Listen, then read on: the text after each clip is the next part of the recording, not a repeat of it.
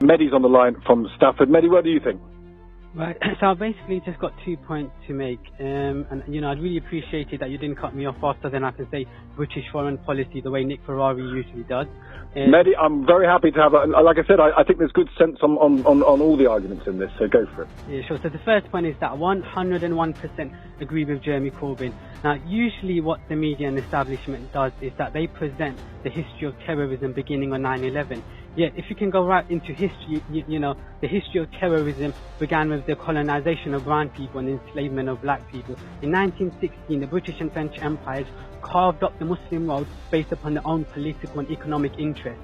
And to support this new political order, you popped up dictators across literally, without an exception, every single Muslim country. You imposed the Saudis upon Arabia, the spiritual heart of the Muslim world. You imposed Zionism upon Palestine.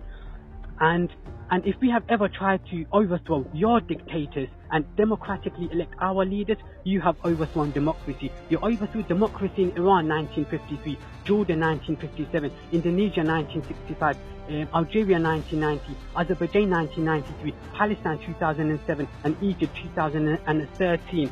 Now, just to get a bit more specific, it's hard to get more specific than that, I don't think. Sorry? It's hard to get more specific than that. You've just listed a load of specifics. Yeah, well, that's more of a general thing, right? But Is it? Go on.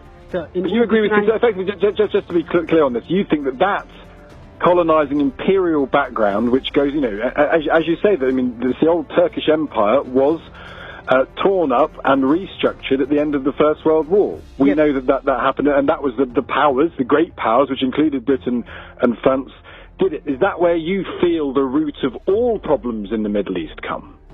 Yes, but what I don't want you to do is present that as a historical phenomenon. It's not. Our policies today is a continuation of our policies from over a century ago. One point, Mehdi, I'm interested in is how does that account for some of the violence which stems out of the Sunni-Shia divide, which has nothing to do with British imperialism? So let me give you one example. Iraq has had the highest intermarriages between Sunni and Shias before the Anglo-American alliance invaded it. Now we're at each other's throat trying to kill each other. You invaded it.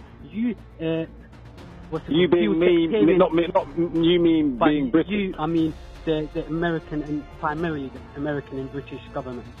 Fine. You say you. Where are you from, Mehdi? I do mean you as well because you are justifying and legitimizing